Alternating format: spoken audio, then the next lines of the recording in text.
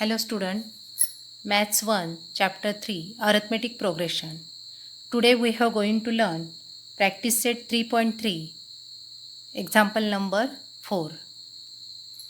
In an AP, 19th term is 52 and 38th term is 128. Find the sum of first 56 term. म्हणजेच या arithmetic प्रोग्रेशनमध्ये 19वी term तुम्हाला दिलेली आहे 52 and 38 term is 128. म्हणजेच 19वी term 52 आहे आणि 38 नंबरची टर्म आहे किती 128. Find the sum of first 56 term. तर या एपीमधील पहिल्या 56 टर्म्स ज्या आहेत त्याची आपल्याला सम फाइंड आउट करायची आहे. आता या एपीमध्ये आपल्याला फर्स्ट टर्म दिली आहे का नाही दिलेली आहे. So let the first term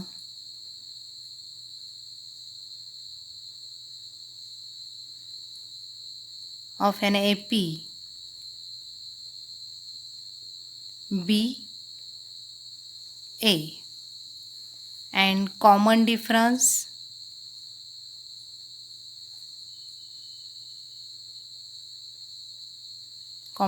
आपण काय म्हणतो डी स्मॉल डी.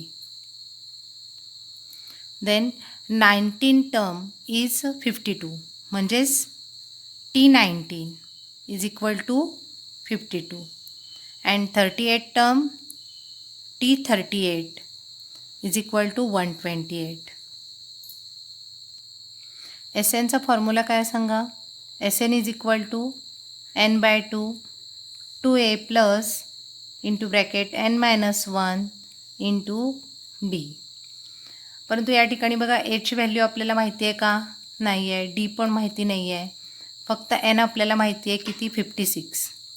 म्हणून यासाठी आपल्याला काय करावं लागेल पहिल्यांदा ए आणि डीच्या व्हॅल्यू काढून घ्याव्या लागतील.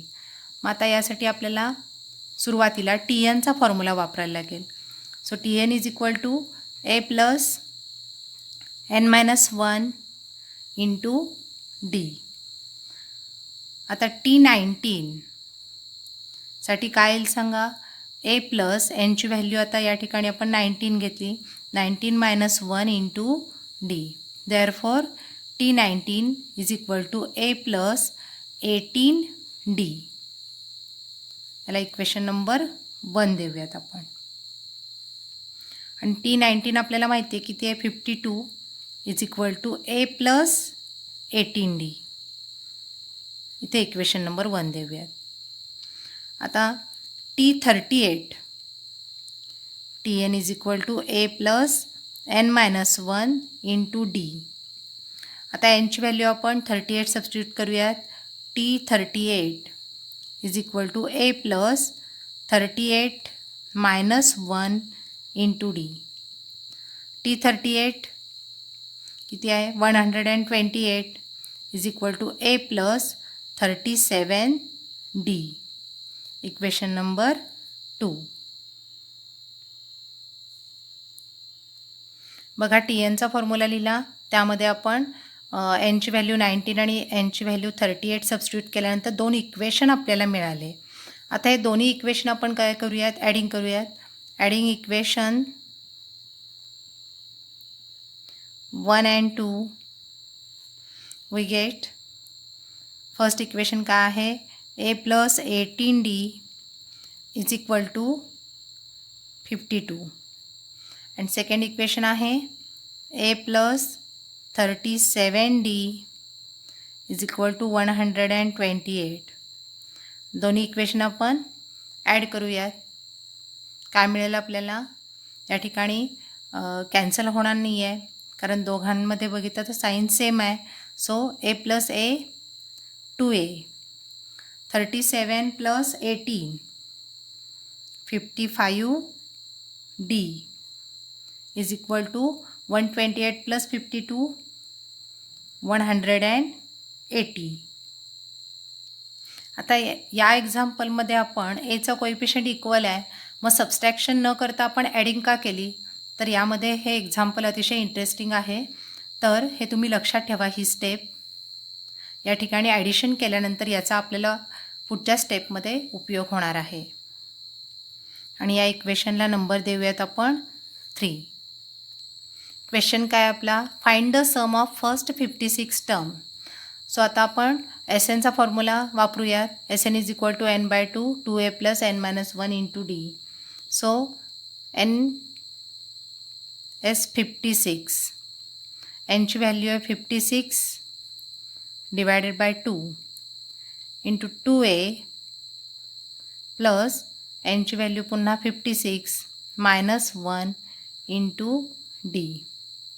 Therefore S 56 is equal to 56 divided by 2 28 into bracket 2a plus 55d. आता ही जी व्हॅल्यू या ठिकाणी आपल्याला मिळालेली आहे ब्रॅकेटमध्ये 2a प्लस 55d, हीच व्हॅल्यू आपल्याला इक्वेशन 3 मध्ये सुद्धा बघायला मिळते बघा. 2a plus 55d is equal to किती आहे, ही व्हॅल्यू आपण काढलेली आहे 180. म्हणजे ही व्हॅल्यू आपल्याला या ठिकाणी सबस्टिट्यूट करता येईल. So 28 into 180 from equation 3. So 28 into 180 multiply केल्यानंतर आपल्याला 5040 हे आन्सर मिळेल. So S 56 is equal to 5040.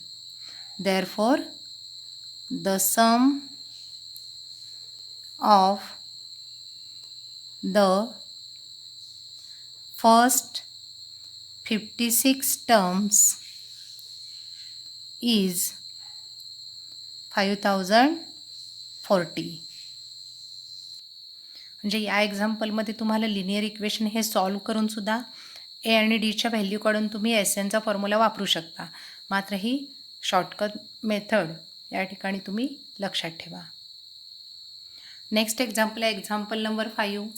Complete the following activity to find the sum of natural numbers between 1 to 140 which are divisible by 4. या ठिकाणी आपल्याला हे उदाहरण ॲक्टिव्हिटी बेस आहे. बोर्डाच्या पेपरमध्ये आपल्याला ॲक्टिव्हिटी बेस एक्झाम्पल पुस्तकामधील विचारलीच जातात. त्यामुळे या पद्धतीची उदाहरणं जी आहेत पुस्तकामध्ये ती अत्यंत महत्त्वाची आहेत. यामध्ये आपल्याला प्रश्न काय विचारला आहे बघा, सम of natural numbers.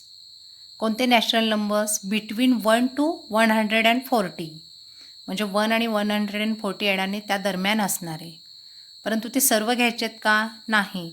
Which are divisible by 4, म्हणजेच या ठिकाणी 4ने भाग जाणाऱ्या आणि 1 आणि 140 या दरम्यानच्या संख्या ज्या येतील त्या सर्व संख्यांची बेरीज किती असेल असा आपल्याला प्रश्न विचारला आहे. आणि यामध्ये पहिला बॉक्समध्ये आपल्याला काय दिले बघा, from 1 to 140 natural numbers divisible by 4. ते कोणते असतील बघा, 4, 8 and up to 136. How many numbers.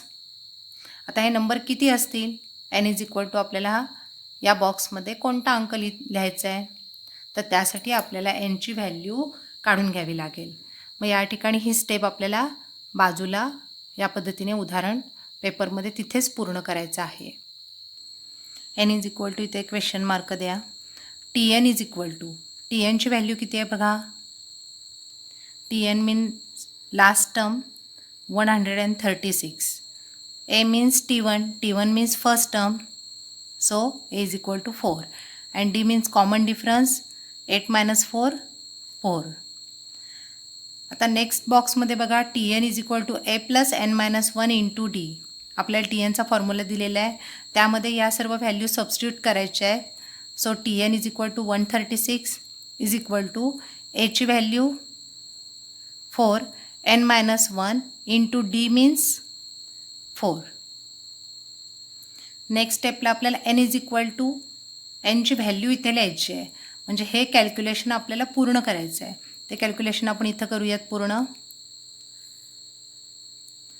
बघा, 136 is equal to 4 plus n minus 1 into 4.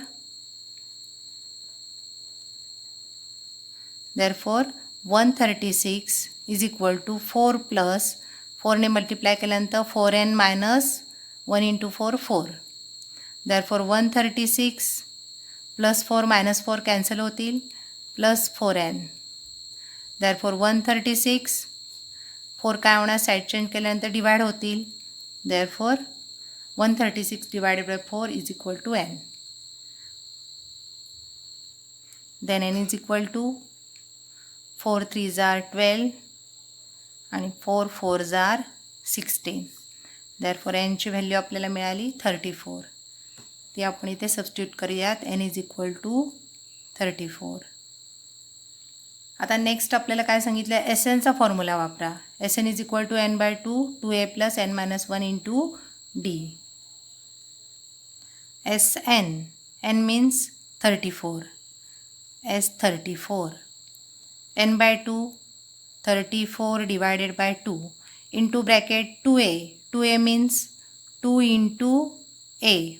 A means 4 plus n minus 1 34 minus 1 into d means 4. आता हे कॅल्क्युलेशनसुद्धा आपल्याला पूर्ण करायचं आहे म्हणजे आपल्याला S34ची व्हॅल्यू मिळेल. S34 is equal to 34 divided by 2 into bracket 2 into 4 plus 34 minus 1 into 4. आता हे कॅल्क्युलेशन आपण पूर्ण करूयात. 34 divided by 2 17 into bracket 4 into 2 8 plus 34 minus 1 33 into 4. So 17 into bracket 8 plus 33 नाही करायचे. सुरुवातीला 33 into 4 मग त्यामध्ये 8 आपल्याला ॲड करायचे आहेत. So 8 plus 33 into 4 132 and 17 into bracket 8 plus 132 140 and 17 into 140 2380. So the value of S34 2380. Therefore the sum of numbers from 1 to 140 which are divisible by 4 is equal to 2380. या पद्धतीने आपल्याला हे ॲक्टिव्हिटी बेस एक्झाम्पल पूर्ण करता येईल आणि मधील ज्या स्टेप्स आहेत ते या पद्धतीने आपण बाजूला सोडवायचे आहेत पेपरमध्ये. रफ पेजवर नको आहे तिथेच सोडवायचे आहेत. अशा पद्धतीने हे उदाहरण अत्यंत महत्त्वाचं आहे परीक्षेच्या दृष्टीने. आज झालेली दोन्ही उदाहरणे तुम्ही काळजीपूर्वक अभ्यासा. थँक्यू.